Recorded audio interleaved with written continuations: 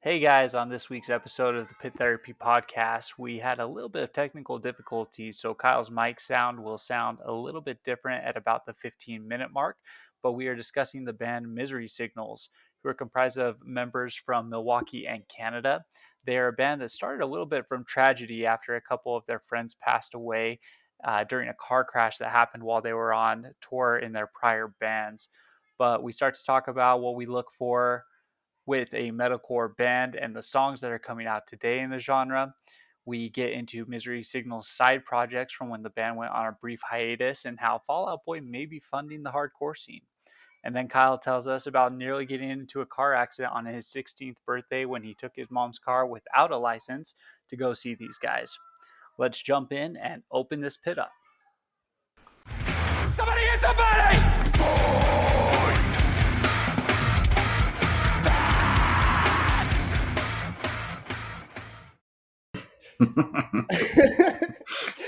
All right. Well, good way to start out, but thanks everyone for jumping on to this session of Pit Therapy Podcast. I'm going to be your host today. I'm Kyle, and I'm here with Trevor and Josh. So, yeah, thanks guys for jumping on. How you guys doing?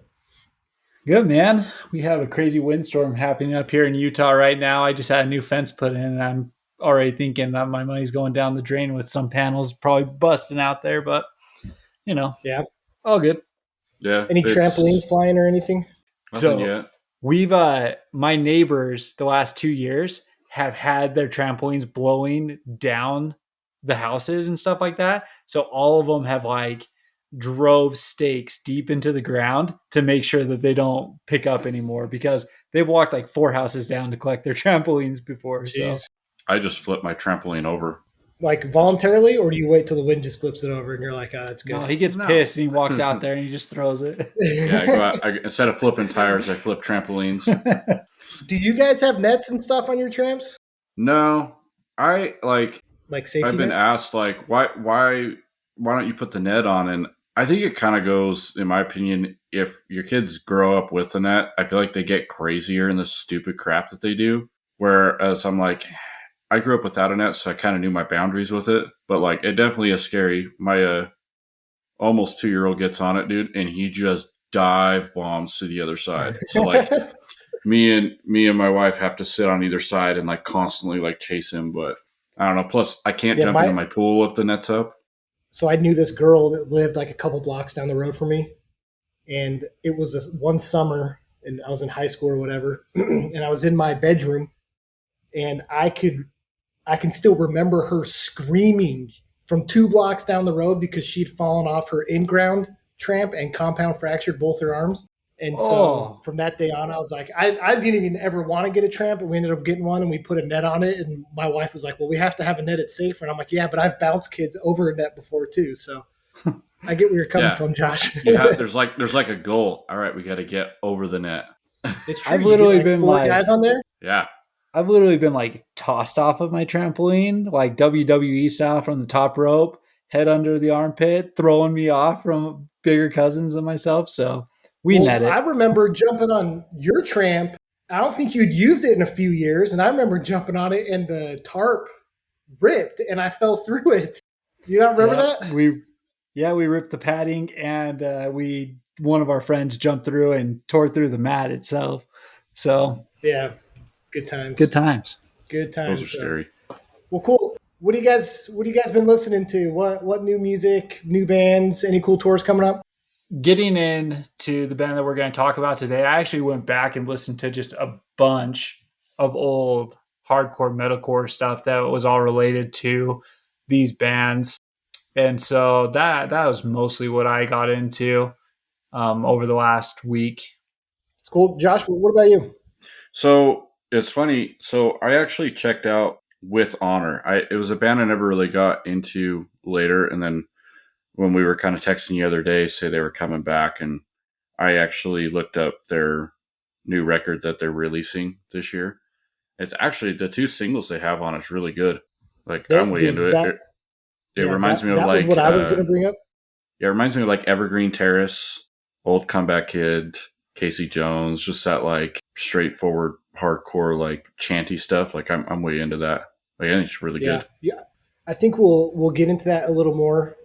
But I've definitely leaned more towards the like more punk influenced hardcore. Lately, Yeah. faster stuff. So I'm a big fan of With Honor. Their two new songs rip, and all I'm gonna say is that if they do a tour and they come through Texas, people going to that show better have health insurance because I'm going hard, man. I'm going hard. You mean you should have health insurance because your back is going to be broken after that one. I mean, I've already met my deductible this year, so I'm not worried about me. Yeah. Other than that, So like one tour that's coming through here that's super weird is Motionless in White, and the supporting band. One of the supporting bands is Knocked Loose. Oh, I saw that. Every scene kid's gonna die, yeah, that'll be interesting how those two crowds mix. and it's actually out at the Saltaire. So that's going to be packed. Yeah, Yeah, I found that one interesting. I seen it come up through like Instagram, but if for some reason it kept promoting me the Albuquerque, New Mexico show, and I'm like, okay, cool. Yeah, that makes no dude, sense. But maybe we should meet up halfway for that in Albuquerque. I'd be Oh, down. to yeah. watch the band or to smash scene kids. Both. I also saw that Citizen released a new single, and it's super good if you guys are fans of Citizen. And then Harm's Way released a single. I think it's been a few years since they've released anything too. So, what Hmm. did you guys think of that? It's different. Harm's Way's kind of changed their style a few times. So their like EPs were noted as power violence, little different, a little more hardcore. And then when they released, I can't remember what the record is called, but it's got songs like Scrambled on it. Like I think their first full length. That was super heavy, a different change in like the guitar tones and stuff. They kind of went that way for a while, and it seems like they just changed again to like more straight metal. It was pretty aggressive. I liked it. I like that kind of music. It's generic. Again, we talk about how a lot of bands have been coming back and they've been generic to whatever scene they're in, and I feel like this was no different. It's in that heavier vein of things, but there's a number of bands who literally could have written this song and you probably wouldn't have been able to tell which band it Yeah, was. and we'll get into that more because it's kind of along the lines of what I've realized with going back and listening to Misery Signals, which is who we're going to be talking about today.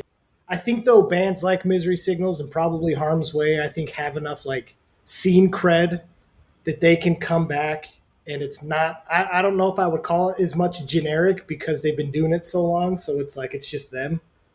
But some of these other bands that we've talked about recently that have come back, it's like, why? You're Hmm. not doing Yeah. anything special. We talked about that with Scary Kids too. Like if you're going to come back, like it should be something new, innovative that's different, but not just the same thing that 900 other bands are doing right now in the same. I'd be curious if they changed lineups again. Yeah. I haven't looked into that or not, but I know they were like a four piece for a while. But whenever they toured, there was five of them. Yeah, it's interesting. I don't know. I mean, it's cool. I like some of these old bands coming back, and some of them have done it right. The other Have thing I wanted to a talk about before we get into the topic at hand, but my wife was telling me about some drama in the country scene with Miranda Lambert, who is the ex-wife of Blake Shelton, and I guess she was playing his show last week, and there were people in the crowd that were taking selfies and singing along with her, which I feel like is pretty commonplace at those types of concerts. But she stopped in the middle of a song and ripped into these fans saying that like that they shouldn't pay all this money and come and distract and all this. They should sit down and listen to her sing. And then a couple days after that concert, a beach ball that people were passing around ended up on stage, and she stopped her song again, got something out and stabbed the beach ball and deflated it, and then started ripping in the fans again about being disrespectful and paying all this money and not coming to listen to her. So what do you guys think about that? I mean, so I personally like to go and just watch and enjoy. That's not only in concerts, right? I prefer that if I'm going to my kids' dance recitals and things like that. I don't like to be the guy who's sitting there holding the phone. I do it because it's my kids and my wife likes me to do it kind of thing, but I'd rather put it in my pocket and just listen and be in the moment and see what's going on. But I also don't fault people for it. I think it depends. Like where I agree with you, like be in the moment of the show going on at hand. But like times have changed dramatically in the last 20 years. Up until phones, people were holding lighters, right? For Yeah. like encores or like the slow songs or whatever. And now it's like, hey, pull out your phones and turn on the light and do the same thing because you can't bring lighters into majority of shows anymore. You know, I've seen videos of Haley Williams for Paramore actually taking fans' phones while they're on Snapchat and like taking the phone and running with the phone all around and like having fun with it. So I Yeah. kind of think in some direction, like to me, I don't know, if I looked up to a band and like was so stoked to see them and like want to do this thing or whatever, and I didn't feel like I was disrespecting them, and they told me I was this and that or whatever, I would never listen to them again. I'm with you on that, but also it's getting crazy. People are literally throwing their phones on stage now.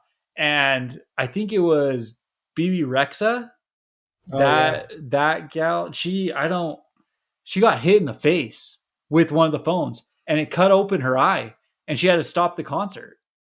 Like it's getting too crazy with some of that stuff, but fans in the crowd where they're turning around and taking a selfie and singing along, that's part of the experience. Like I think Miranda should get off her high horse in terms of that Yeah. and just let him have fun. Well, I feel like that's a big separation too, though, of like the scene that we grew up in, because it's like, I mean, how many shows have we been to where the singer just throws the mic in the crowd, you know, Yeah. and people are Mm-hmm. grabbing it and singing, and that's just, you know, we get up on stage with them, and you know, we're moshing like on them on stage with them too, you know, and I just it really is different, like having that point of view of not necessarily feeling like you're better than the people you're performing for, and having that sense of unity. So that part of it bugged me with her, just coming from where we come from. But you know, I do get the other side of it, because you know, throwing crap on stage or being disrespectful. I mean, there's even been scenes of like Parker Cannon from The Story So Far that's like kicked people off of stage because they were like trying to take selfies with them. So I know that there's like a line, right? But I don't know. Mm-hmm. I guess it's just the attitude of the artist that bugs. Yeah, so we'll jump into the band at hand that we will be talking about today. So we're going to be talking about Misery Signals. And Misery Signals is a melodic metalcore band from Milwaukee, or also pronounced as Milwaukee, Wisconsin. And they Really were walking. formed in they were formed in 2002, 2003 ish, composed of members of Seven Angels, Seven Plagues, Hamartia, and Compromise. They released one EP, which I could not find, and 5 LPs. The latest album that was released was Ultraviolet, and that was released in 2020. They've played a few shows recently and some festivals, and I believe they're going to be playing Furnace Fest in September. A recent study done by myself, and it has been determined through science that they are the greatest metalcore band to ever exist. So Yeah. just put that out We're there. going to disagree on that. I mean, it's science, okay? So, what are your guys' thoughts on Misery Signals? Were you big into them back in the day? Was it cool going back and listening to it? Do you feel like, yeah? What are your thoughts on Misery Signals?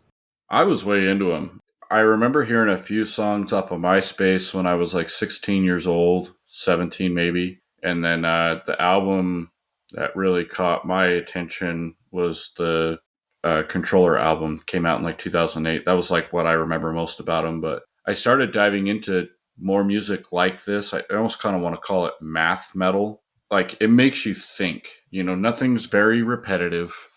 Everything's off time.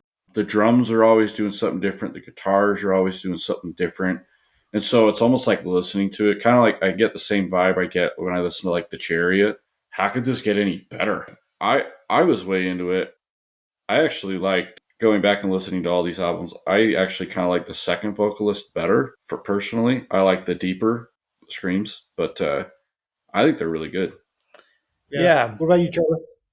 So this was not a band that I was super into back in the day. I did listen to Controller quite a bit. I did listen to Mirrors. Both of those were with the second vocalist, but they weren't part of what I was regularly listening to. And where you're saying that kind of math, the changing times and stuff like that is what drew you to them. That was the kind of stuff that kind of pushed me away from them. Back then, I couldn't get into that as much. They fell into the same vein as Dillinger, Escape Plan, The Human Abstract, and stuff like that, where all the music's good. Like I could listen to it 1, 2 times, but it's not something that I could put on consistently. Going back now, I have a much deeper respect and also enjoyed them much more today than I remember back then. Josh, as since you're the resident musician of the group, since I don't know how to play crap, what is like how difficult is it though to write music that has those like unique time changes and kind of that mathcore, math rock or whatever? I mean, would you say that's like on a scale of difficulty harder than most stuff or Yeah, I think it takes a lot of understanding and a lot of patience to like unfold what's going on in somebody else's brain. It really kind of ties into like if you have a drummer that can do it and one main guitar player that can do it, and then everybody else to kind of come in and kind of make up the rest. The guitar player will write a riff. So like I've written riffs before where like I'll have it like stowed away in the bank for years. So I've fine tuned it. I know exactly how it goes. I've been doing it for years. And then I'll drop a bomb on the drummer and he'll kind of look at me sometimes and go, "What?" And so we kind of have to break it down into sections and piece it together. And then we both play it and we show it to the band and they're like, "That's really sick. We can't play it, but like we're gonna figure it out and we make it work." So yeah, I think it takes at least two members to be able to do it for sure. yeah.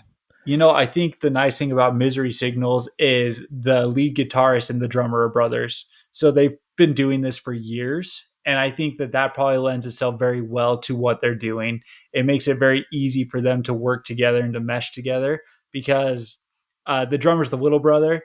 And basically, the older brother writes the riff and says, "This is what you're going to do." And the little brother says, "Okay, I can do that." And he has the skill to do that. So Right. I mean, honestly, that's one of the biggest things that has stood out to me about Misery Signals is just the uniqueness of that, like mathcore, the time changes, the, more progressive sounding stuff. I also really appreciate the melodic sounding of their music, kind of the more ambient, like heady stuff that they added. Anything melodic, honestly, I'm a huge fan of. Like all the melodic hardcore things, like Shy Halud or Counterparts or all that stuff. You put like melodic in front of anything and I'm going to listen to it. okay, so this was a question I had for you guys because when I first went back through and I listened to it, it was again, I like this, but why did it not catch me? And so my question for you guys is when you're listening to a metalcore band, what are you listening for? Is it the riffs? Is it the breakdown? Is it the album composure? Because these guys are technically labeled under metalcore. So what do you guys look for? Looking into like, and I don't mean to be like genre police, right? Because I honestly don't feel like that matters in the grand scheme of things, but it is interesting that like this specific genre of metalcore because it's huge and it encompasses like all these different kind of bands. And the older I've gotten, the more I've realized like I actually don't really like metalcore. A Mm-hmm. lot of it sounds super generic. There's stuff that metalcore bands, especially nowadays, do so bad. Really overproduced music. It's super digital, kind of like what we were talking about last week with some of the Dead and Divine, but really forced and cheesy singing. Like you have these awesome screams, and then you have like a 13-year-old choir boy singing, and it's like I don't want to hear that. Mm-hmm. Like it doesn't fit. It's weird.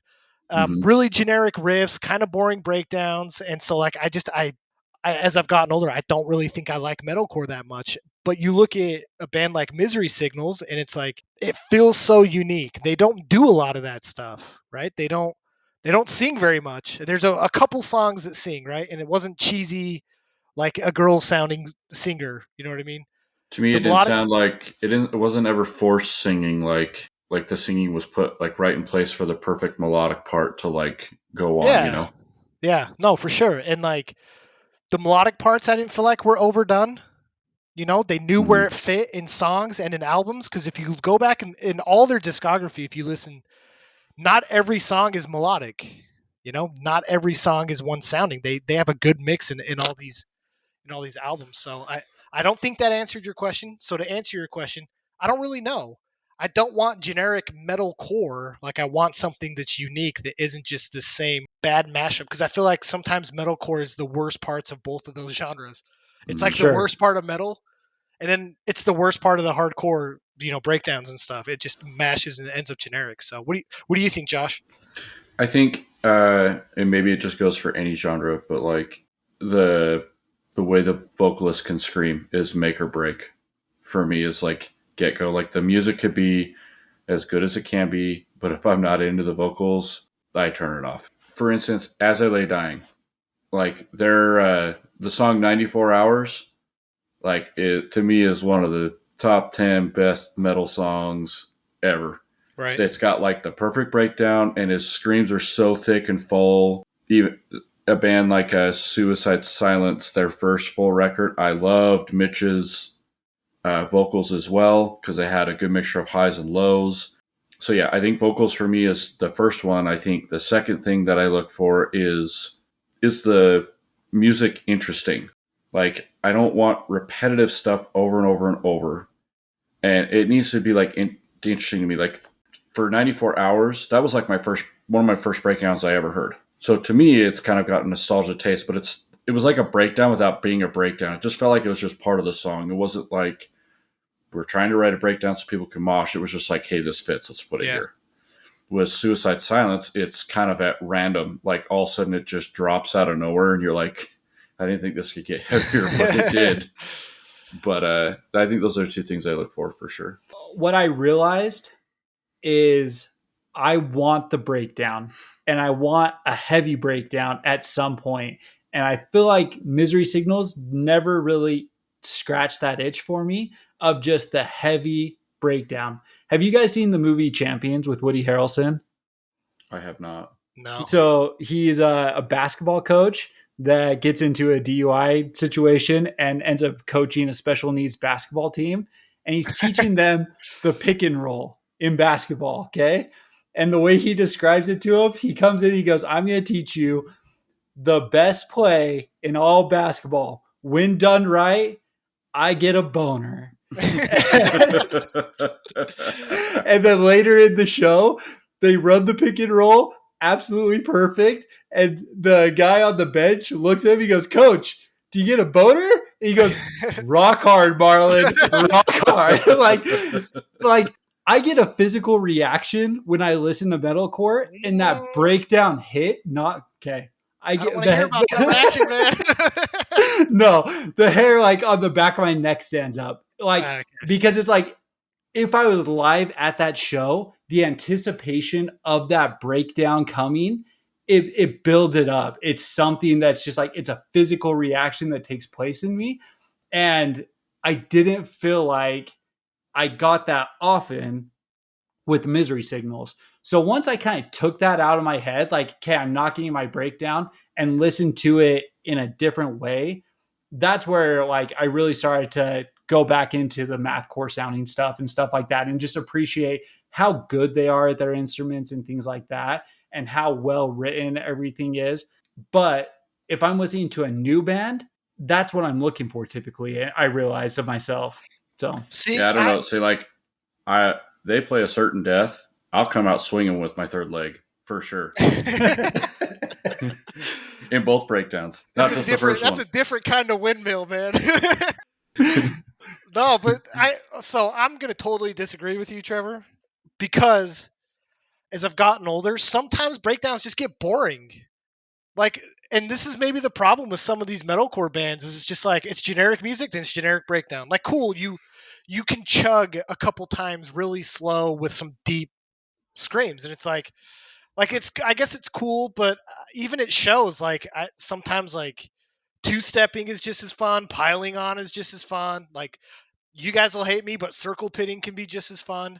And so it's like the breakdown doesn't like do it for me. And I appreciate though, like Josh was saying, there are a lot of songs though that they've done that have like gnarly breakdowns where you're you're windmilling all the appendages of your body, like Murder, the song Murder on of Malice, the first album, like that breakdown is just nasty, dude. It's nasty. And Sure.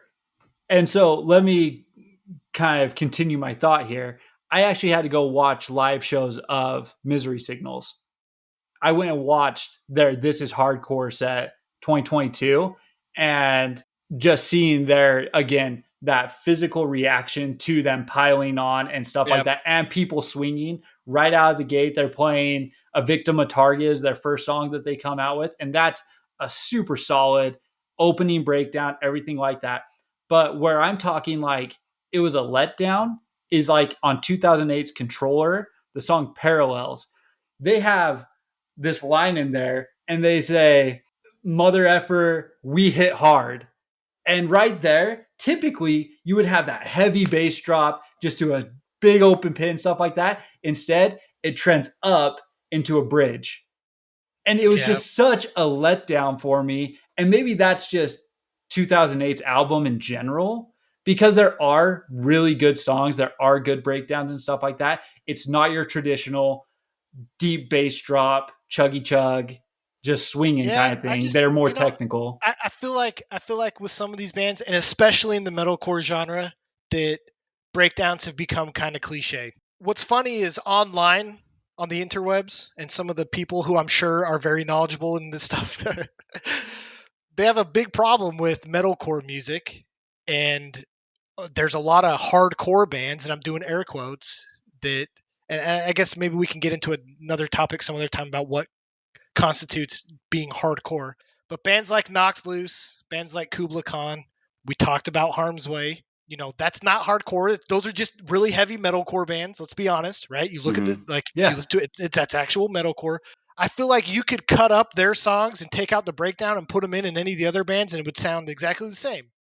And like that's boring to me, right? And I appreciate again the Misery Signals didn't fall with this cliche of what heavy music is supposed to be. They're technical, they're progressive, they don't always break down.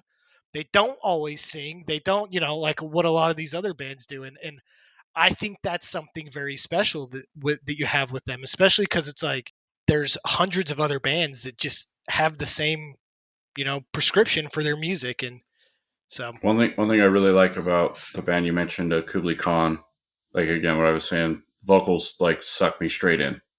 Super yeah, solid vocals, and I will say they're very simple. Almost, you could almost say like they're boring because every song is just a breakdown, but it's not like a straightforward dun dun dun dun dun dun. The whole time it's like dun dun dun dun dun dun. yeah. It's got some kind of breakup in it that keeps it interesting, but it's heavy enough that you find yourself bobbing your head to it, and you're like, dude, I don't have like enough inhalers to like windmill throughout this whole song. Maybe that's the thing though, is it's like, do these guys just make music then to fight people at concerts? Like, is that what we're doing? Listen, we're not talking about Amir here. We're not talking about the but Acacia those, Train. but Like, those are. I don't, dude. but Yeah, I don't. But like that's what I'm saying though. Is it's like, I mean, at what point are you just making heavy music for the sake of heavy music and not because it's like, But a well-timed breakdown, like for me, there's nothing better than a well-structured song with a solid breakdown. I think back to the old Parkway. I think back to old I Killed the Prom Queen. Those bands that like that's what I would consider metalcore. And the breakdowns in those they were always fun in a live setting, right? sure, And that's what I'm looking for. If I can be listening to a song and all of a sudden, like I was saying, the hair on the back of my neck stands up because I was like, oh man, if I was in the pit right now and I know the singer's up there and the band is just kind of paused and he's telling everyone to open it up, like that, and then it hits, like that is just fun. You know what I mean? I think like if I was 17 years old right now and we were sitting here talking, then I would, I want the big breakdown at the end, like, or in a specific spot where like it should be. Because, 17, you're in the pit with all of your friends, you're on your parents' insurance, you don't know what happened to you or what happened to you. Oh And so man. that's kind of what I wanted. But I think like what you're saying too, where it all kind of sounds the same, is every band just seemed like they were doing that. Like, and I strayed away from it because everything was very predictable. Like I could predict when the breakdown was coming, when this was coming out at a younger age. Like I loved that, and I think it was really fun. But then I think I just got it didn't keep catching my interest because it was the same thing over and over. And so then I kind of strayed away and was trying to find bands that were like heavy without being heavy. Yeah. And once I kind of got my brain to think that way, it's bands like Misery Signals or like early Norma Jean or The Chariot, where it was like Mhm. so heavy, but it wasn't meant to be a breakdown. But you're like, I would rip everybody apart during this part. Yeah. And I would make so many people in that group because they're like, you don't do that at these shows. And I'm like, oh, No, yes, you I'm do. gonna. Oh, yes, you do. Yeah. And we'll talk about, because like one of the shows when I saw Misery Signals was with Between the Buried and Me and Norma Jean. It was like the whole venue was just ripping each other apart at all those bands, you know. And Hmm. and that's such a cool point too. Is it's like I hear some of the metalcore music nowadays, and it's like, oh yeah, I've heard this. Like the Devil Wears Prada did this 15 years ago. August Yeah. Burns Red's been doing this. You know, Misery Signals has been doing this for 20 years. Hmm. And it's like there's very few metalcore bands that I feel like have actually really caught my attention lately. One of them that I'm a huge fan of is Silent Planet. I don't know if you guys listen to them because I just feel like they're super Hmm. unique in their sound. But like I just yeah, I think that I've kind of grown out of the metalcore because it's turned into this like super generic genre. Like some of these newer bands like Lorna Shore, they're just not doing it for me. It's just like it's heavy. They've got cool breakdowns, but it's like I've heard this 1,000 times for the last 20 years. You know, Yeah. I agree with so that. cool. Well, yeah, getting into some of their albums. What stood out to you guys through their discography? What would you say like your favorite albums were? Sound changes. Josh, you mentioned vocalist changes. What were your thoughts on the overall like discography of them? So I think controllers or not controllers, controller I think was my favorite record. And it's interesting, like I guess why it is because like they changed vocalists, right? And this record sounded, in my opinion, way better than the first two. Yeah. Like I that was like a huge game changer for me. I'm like, this actually is like got some beef to it. This is powerful, you know. And it just overall sounded heavier, and I think it was just with the heavier vocalist. I think the next record that I would choose is actually their last one, Ultraviolet. And it's cool that they, you know, been on hiatus for as long as they were and released this with the original singer.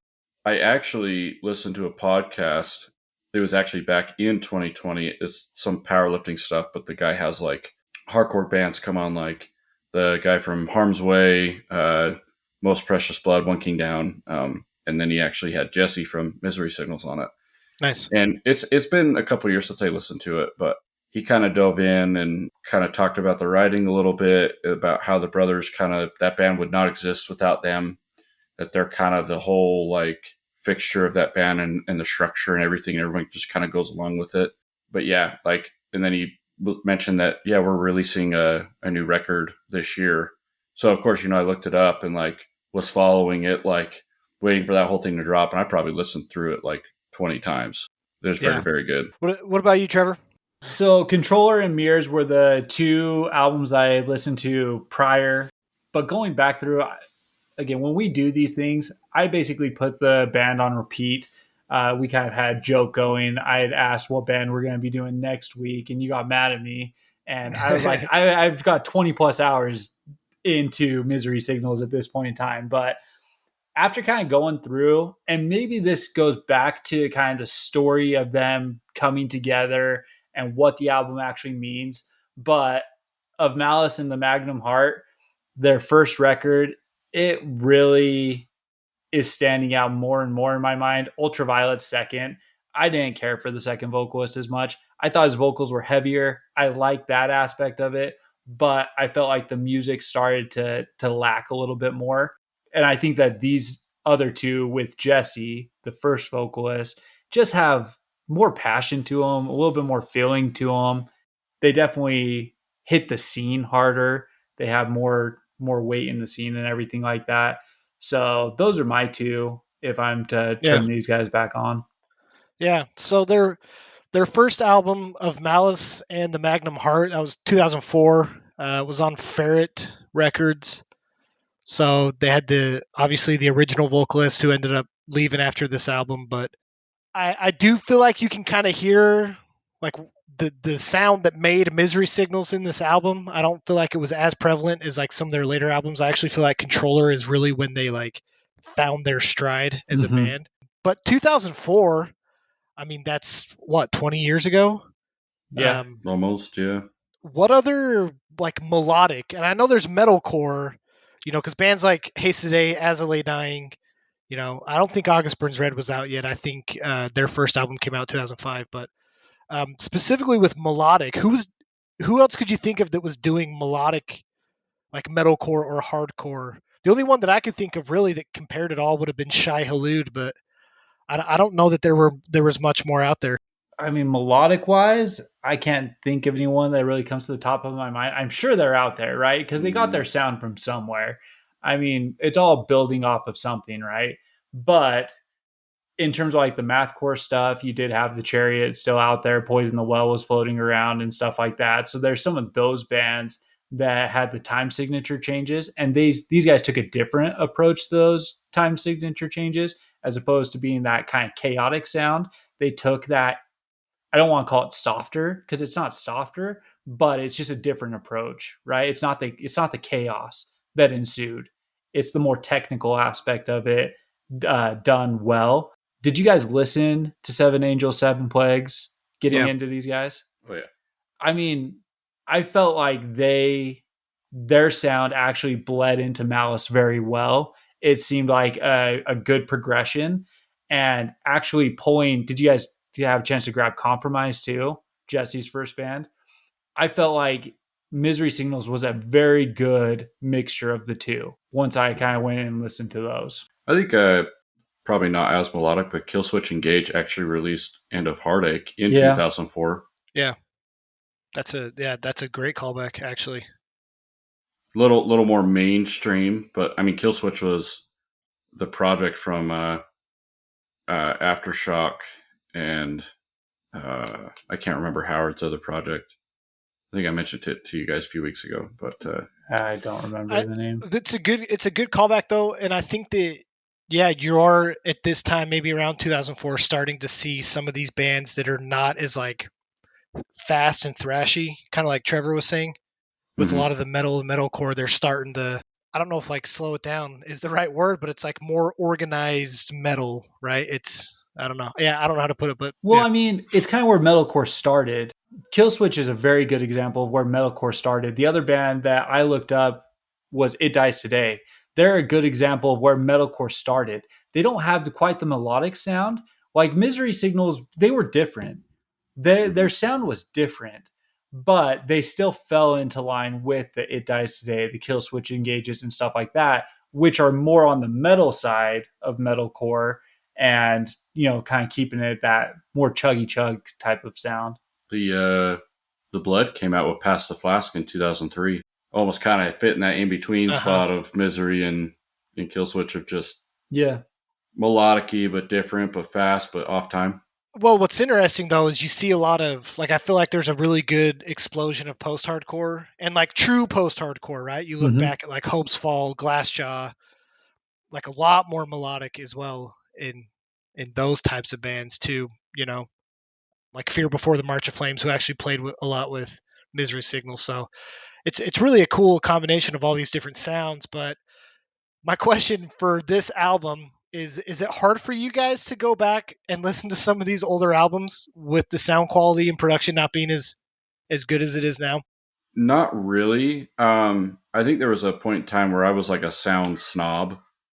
It had to sound a certain way or I wasn't going to listen to it. I think as I dabbled more into like hardcore and DIY and understanding like, yeah, man, they didn't pay anything for this EP. It's going to sound like crap. So you just got to like listen to it, learn the songs, and then go see them live. Yeah. I found a lot more appreciation for bands that didn't sound as good on the record, seeing them live, and I changed my aspect of it. I mean, if you listen to Dead End Path's EP, it does not sound good at all. But every time I saw them live, they were really good. So Not really. It's kind of cool. I mean, it does kind of bum me out. I can't blast it super loud like in systems. It doesn't sound very good, but Yeah, and Yeah. for me, it has to come back to an appreciation for it. Like, if there's a story behind the albums, or if there's a reason like things were being done like Misery Signals and stuff like that, it's easier for me to go and listen to it. If it's just something old just because it's old and stuff like that, like, I can't really. I think that the quality, it's rough. But Josh said something interesting last week when we were about talking about the recording styles of being in a room recording through your amps and everything like that versus the direct plug-in and stuff like that. And that actually played a big part in what I listened to this week on Misery Signals, because I feel like you can actually hear the slight mess ups on some of their songs. And they're not mess ups, it's just trying to move along the fretboard in the right way to get to the next note and stuff like that. And you could really hear that in these albums. And, I actually appreciated it more because of what Josh was saying last week. Yeah. oh yeah, they'll like we had tape and like pieces of carpet like taped up on the fretboard to like stop the fuzzing. Mm-hmm. They do a thing called reamping. So like we obviously didn't have time to like set up an amp and all this stuff. So like we just recorded direct in, and then he went back and took the tracks and reamped them through like an actual amp. And yeah, it's weird, man. Technology is a whole different ball game. Yeah. Well, I mean, so the guy that produced this album, is it David Townsend? I think Devin Devin Townsend Townsend. Yeah. of Strapping Young Lad. Yeah, but it's funny to see some of the stuff that he's like helped produce and it's like released on cassette. And I was like, Yeah. dang, man, he's been around for a while. Yeah, kids these days aren't even gonna know what a cassette is, but he's helped produce some and he's played in awesome bands and produced some awesome bands like Guar. Like he helped produce some Guar bands, Darkest Hour, Lamb of God. So it's pretty sweet to see a guy that's been around And for a he, while, and it's also a different background, I think, from a lot of the producers that we've talked about on this podcast, because he's got a pretty straight up metal background. He didn't come from the hardcore scene like some of the guys we've talked about. and he did a couple of their albums. One thing, and I talked about this earlier, but I've got a greater appreciation actually going back and watching their sets, and their This Is Hardcore set 2022.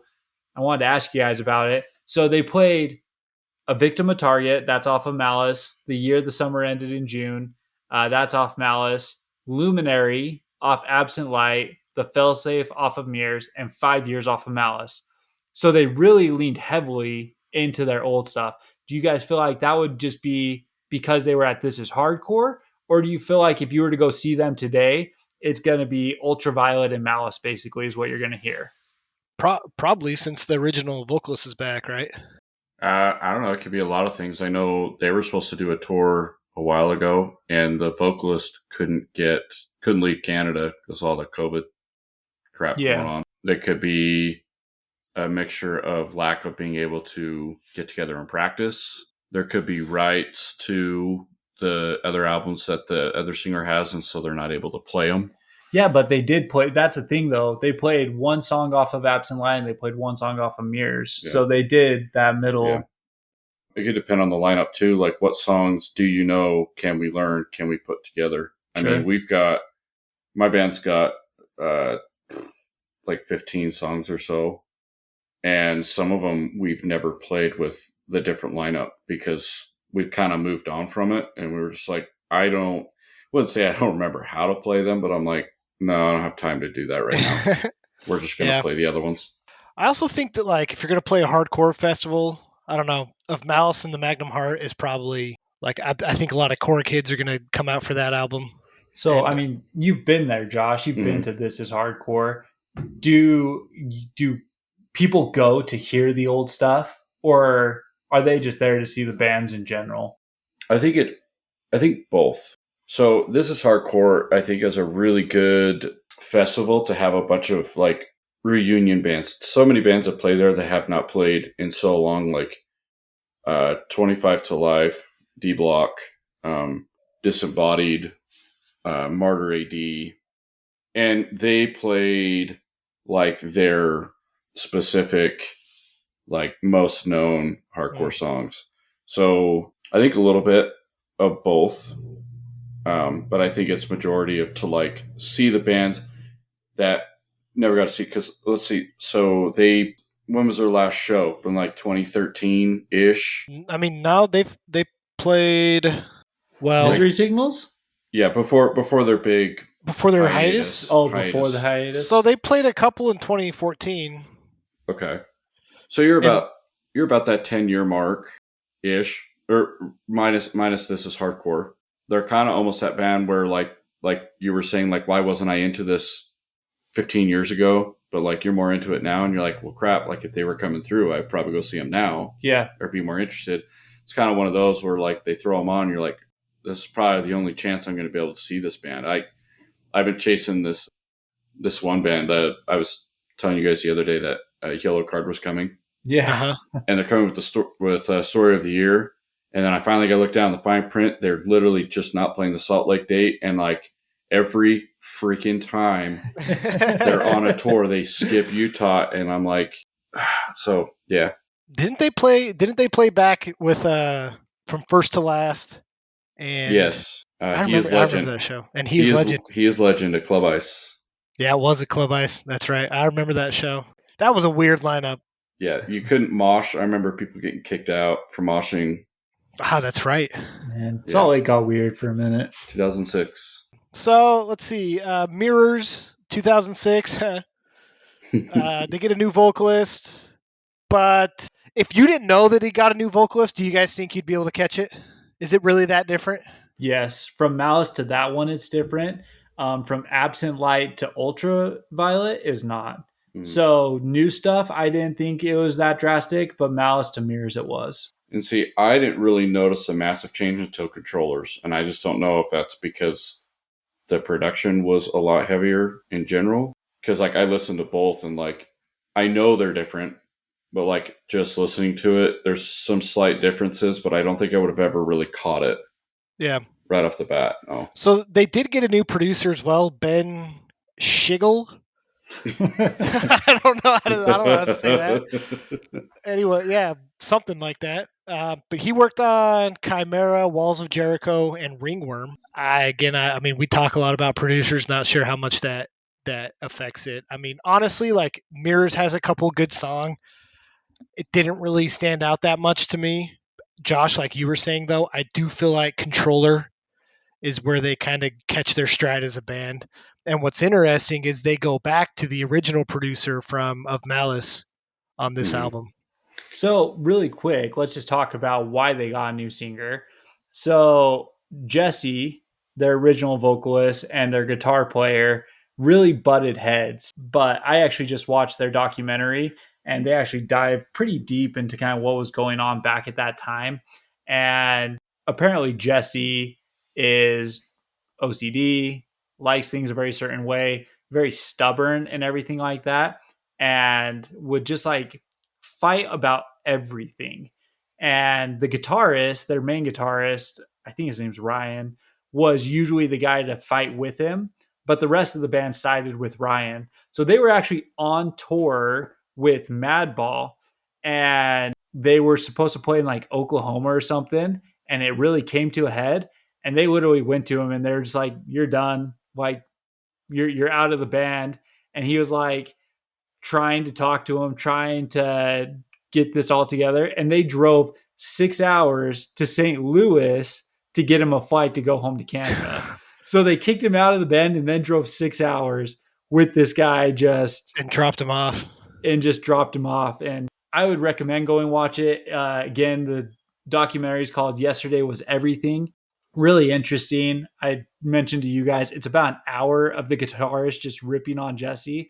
And then the last half an hour is he was like, wow, these last 10 shows playing this Malice album were really fun. We should probably do this. And then they drop Ultraviolet. Yeah. So it was really interesting. I think you grow as a person, though, after like 17 years. Well, it's probably so much different being able to like make music now. You don't have to literally live with these guys anymore, right? It's like if Yeah. you're a good musician, you can just play music, and then we tour a couple times at festivals, and it's like it's cool. Well, what's interesting is even recording. Sleeping Giant released their last record. I don't know if you guys ever got to listen to it. Yeah. I think it's one of their best. Anyway, they've got some documentaries too about it, and I remember talking to Tommy about it and the way they recorded it. So the main reason why they couldn't keep playing is they just have really busy lives, different schedules. Their drummer lives in Texas, 3 of the other members live in California, and Tommy lives in Utah. So it's just really hard to like get them all together. And so when they were recording this last record, they basically went. Eric Gregerson wrote the guitar work. He then forwarded it all to Rookie to Texas. He did all of the drum work. Eric never heard any of it. And then once that was done, they sent it to Tommy. Nobody heard any of the vocals. So that is how much trust was instilled in all of this. Yeah, So, you can do that after 20 plus years though of playing together. Sure. well, you know what I mean? So none of them had a final review, nothing. It was just like, yeah, man, it's being produced or, it's being mixed mastered. And so, none of them got to hear any of it or like nothing. So Are you guys cool with that? Do you feel like it takes away from the realness or the rawness of the music if you're doing it that way? Or does it just not matter? I think for a band like that, who's been around as long as they have, you weren't going to expect anything drastic from Sleeping Giant, right? Any drastic changes, I should say. And so I think that those guys would be one that would be okay. But if the album changed sounds and they had done it that way, I'd probably have a bigger issue with it. Want them to change their name? Yeah. And we're going to talk about that because Misery Signal says you should change your name too. So suck it. So, what do you think, Josh? Do you think that affects the music? Do you think it matters? I think I think when you're a young new band, you kind of need to do it all together. Like you need to be in the room together. You kind of need to have that whole dynamic because that's going to define how your band works going forward. Yeah. You know what I mean? I think after you've been a band long enough, or like you're not living in your parents' basement anymore. Now you've got your own family with kids and stuff running around. It's just like, look, man, like we've been doing this long enough. I can write whatever and I'll send it to you. I've never had complaints before. We're fine. Send it to him. We're good with all of it. Yeah. I mean, they were pretty much done after they released that record, but Sure. to get a record like that, having it kind of go down like that is pretty nuts.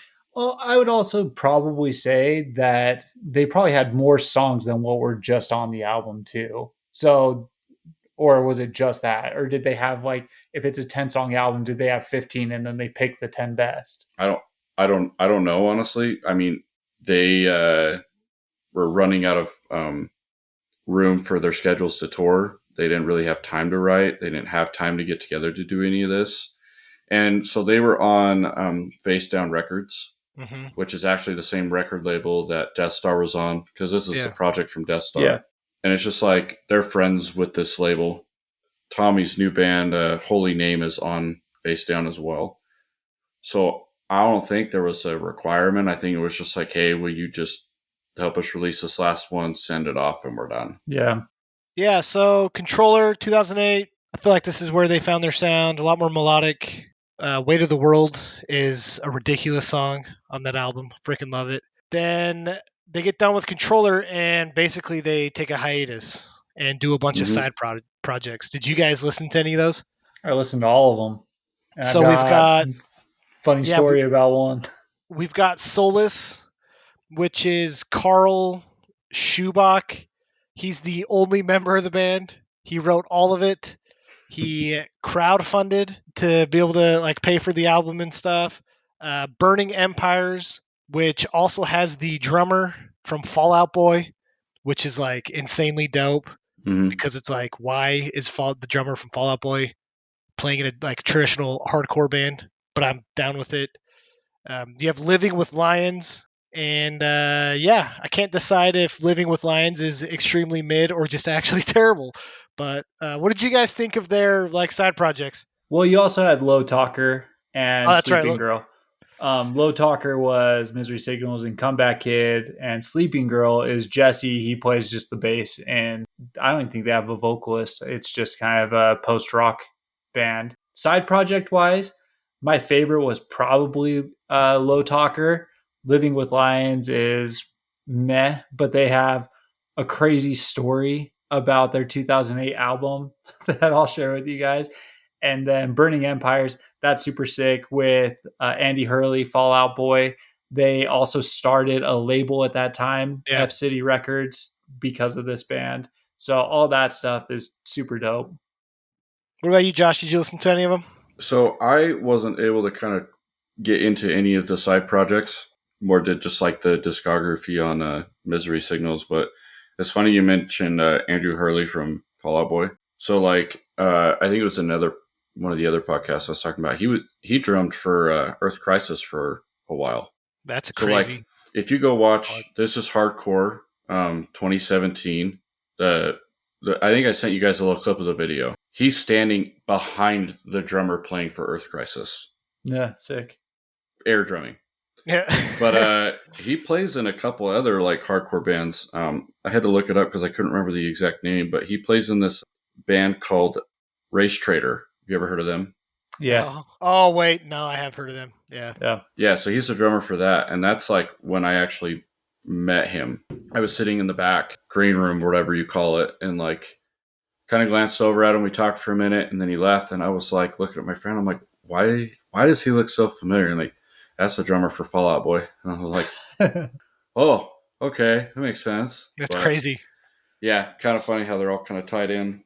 I mean, it's crazy. For as mainstream as Fall Out Boy is, all of their members do stuff in the metal or hardcore scene. Andrew has done the straight hardcore. Andrew and the guitarist are part of the Damn Things with Keith Buckley from Every Time I Die. Patrick Stump actually did guest vocal spot on Misery Signals. Like, they've all done something in this area. We talked about Pete Wentz tried to do Set Your Goals, sign Set Your Goals, ended up with 4 Years Strong. So for as mainstream as they are, I mean, they might be funding the hardcore scene for all we know. Yeah. I'm down with it. He also played in Sect, and then he played in Focused Minds. I mean, So- that's insane. Yeah. Well, to make the pool even smaller, so Sect it wasn't him, but the members from Sect actually brought our merch to This Is Hardcore. However, that like connection made, it was like, hey, the band Sect has your merch, just meet up with them and they'll give it to you. Sick. He plays in a lot of bands.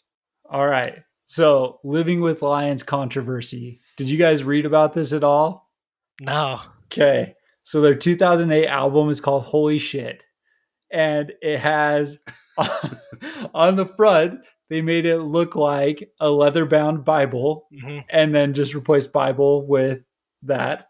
And then on the inside, it's like Bible verses for their lyric sheet. But then they also took Christian imagery, and any place there was Christ, they replaced him with drawings of poo. Is what they did. So this turned into a literal political controversy in Canada. The right-wing politics attacked Living with Lions over this album art. And the reason for that is, and this is super dope of Canada, but they have an organization up there called Factor. I wrote down somewhere what it means, but it's basically just like a nonprofit organization that provides funding to musicians to release music. It's for art and things like that. And they had provided them like a $15,000 loan to release this album. And then they drop an album with pictures of Christ replaced with poo. Yeah. And so it turned into, what is our government funding going towards, all of this kind of stuff. So the Canadian government gave them an ultimatum: either pay back the loan or change your album art. And they crowdsourced $15,000 to pay back the Canadian government. But that is Stu, the guitarist of Misery Signals. He's the vocalist for those guys. But I thought that was hilarious. Crazy. That's funny. That's awesome. Canadian government's wild. right? Government's wild, but Canadian government's super wild. So after their side projects, let's see, 2013, they get back together, still with the second vocalist, and they release Absent Light. My understanding is that this is self-produced and self-released, which I thought was pretty cool. Do you guys have any thoughts on that album? I thought it was all right. I didn't feel like it was anything super special, honestly. Like it was good, but nothing to really write home about. So the couple special parts about this album, they have a lot of strings in there, and they actually did session times with string musicians. So I thought that was really, really cool. And the reason why I thought it was cool is because nowadays you talk about Lorna Shore and those kind of bands, they put the strings in there, but it's all done electronically. It's done like there's that person on Instagram and stuff. She goes by Mystique, where she does the pimped up deathcore, where she takes the deathcore songs, adds the choruses, adds the strings and stuff like that. And it's all done electronic. So for them to actually take session time and bring in those musicians, again, I think that you can actually tell, you can hear it, it sounds Yeah. really good, all of that kind of stuff, which is, again, a very unique thing where everything is so electronic these days. Right. Well, and for being self-produced and like self-released, I thought it sounded great. Mm-hmm. Like I have no issues with the production. I mean, you would have never guessed it. And I don't know, maybe at this point in their lives they've got access to all that stuff, and it's not that hard to do it. I was I totally down with it. I think it's a letdown from Controller if you look at it that way. But if it was like, like you say, it's produced on their own, it's really, really good. I just kind of wish this came before Controller. You know what I mean? Yeah. It kind of seems like they went backwards a little bit. And it kind of raises the question, like, did they get booted off the label? Or were they just kind of free floating around, kind of like how Set Your Goals got out of their contract with Eulogy. And we're like, it's very highly possible that our next record will be self-produced. Like we will do it ourselves, I wonder, I mean, they took that huge hiatus, so I wonder if maybe the contract ended with the label or something like that, and they just didn't feel like they needed to go back or whatever. But I agree. It's not my favorite album of theirs. It was all right. I wonder if that led into why they got back with the original vocalist for Ultraviolet, which came out in 2020. So they actually talk about this in the documentary. And so 2016, they did a Malice 10-year anniversary tour. They did 10 cities to do 10 years of Malice. And I think that this Ryan guy, the lead guitarist, I think he's kind of a douche in terms of like everyone in the band, because he was calling out Carl too of the band. He like at the end of the thing, he's like, this stuff with Jesse was kind of cool. Carl hasn't really done much with us in the last few years. He hasn't really sent us much stuff. Yeah. Maybe we'll hook up with Jesse again. Like he's just kind of all over the place. And I mean, it's a passion for his band, right? It's wanting to get the best out of what they're doing and stuff like that. So, which I think it worked because Ultraviolet is, in my opinion, their best album, hands down. So I'm fine with whatever buttons he had to push to get that album out. So in an interview for Absent Light, they were asking him about kind of the hiatus and coming back, and they questioned, should you keep the band name? And very clearly he says, if the time came our sound took a drastic different course, then it wouldn't be Misery Signals anymore, and we wouldn't pretend it was. So I got my backing here. But that's one freaking band, man. That doesn't. All the bands that have changed their sound and kept the name trumps that. That's one band. No way, man. Come on. However, I will say that I do appreciate the consistency of Misery Signals. And that's dope. And right. We say that like this album was not as good as the other ones, but the bar is set so high for them that it's like even their mid albums are still way better than most other bands, The last thing I want to do real quick before we wrap this up is just I want to ask you guys, because I'm going to read through some of the tours that they've been on. And I want to ask you guys, with the list of the tours I'm going to read, if you had to pick one tour to see them on, which one would it be? We've got 2003, Bury Your Dead, Misery Signals, Last Perfection. 2004, Dillinger Escape Plan, Every Time I Die, Zao, Misery Signals. 2005, Madball, Walls of Jericho, Full Blown Chaos. Earlier in 2005, we have Zal, Bleeding Through, Fight Paris, Darkest Hour, Martyr AD. Another tour in 2005, 18 Visions, Emery, Remembering Never. 2006, Misery Signals, Between the Buried and Me, Fear Before the March of Flames, The Confession, The Fully Down, and Norma Jean. 2006, Dead to Fall, The Faceless. Another tour in 2006, Darkest Hour versus the Mirror. Let's see, 2007, The Agony Scene, Born of Osiris, Sky Eats Airplane. Another one in 2007, Shai Halud, The Human Abstract, Straight Reads the Line. And then I think this was kind of like part of it, but The Chariot, The Human Abstract, and I Am Ghost. And then 2008, you got Bring Me the Horizon and The Ghost Inside. Last one that I'll bring up is again in 2008, As I Lay Dying, August Burns Red, Evergreen Terrace. I mean, my pick is that last one just because those are the bands that during that time I was most familiar with and listened to the most often. 2008, As I Lay Dying was sick. That would have been my pick. What Martyr about you, AD. Josh? The Martyr AD tour Martyr AD. I can tell you right now, that crowd that showed up for that show, like, with Zao and Bleeding Through. Yeah, yeah, man. good luck. Yeah, you're walking out of that one going right to the clinic, man.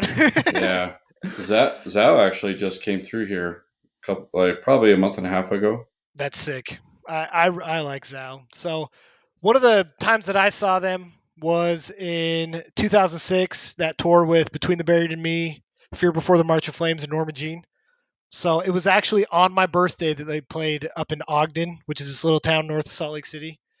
I did not have my driver's license yet, but I stole the keys to my mom's car with my friends, and we drove like 40 minutes on the freeway up to Ogden, right? I'm going like 45 on the freeway because this is my first time driving on the freeway with a bunch of people in the car.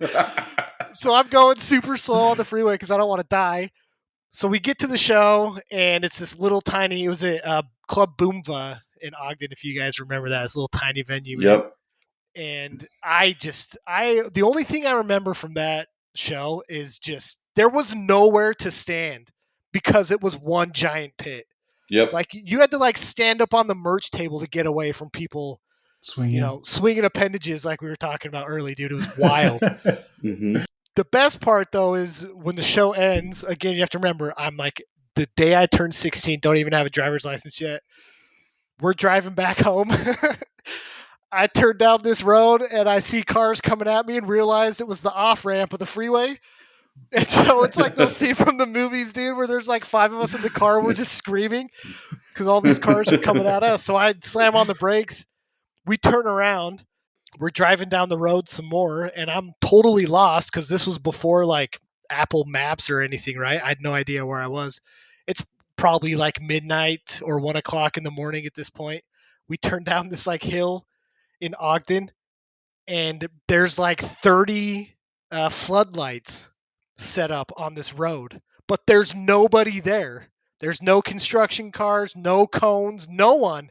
And it's 1 o'clock in the morning with all these floodlights shining. And I just remember we were all like screaming like we were going to get murdered and stuff. It was, yeah, it's experiences like that that have like solidified like this whole scene and everything we've done. And it's just like the perfect example of being a kid, still in a car, driving to the show, almost dying at the show, and then getting lost going home. It's the epitome of this music. It's the epitome of this scene, and that's what it's all about. So For That's sure. awesome. it's a great band, great memories, and it's when we do these, like you were saying, Trevor, we put a lot of time in to go back and listen to this, and I've gotten kind of burned out of some of the bands we've listened to before, but if Misery Signals could still pop on my playlist, and I'm gonna listen to it. That's just how I feel about the band. So thanks for joining. Thanks for the stories. Thanks for the takes on the music. Hit us up at the Pit Therapy on social media if you guys want to disagree, argue, tell us you hate us or agree and think they should change their name or whatever. Let us know. So thanks, guys. Peace. Later.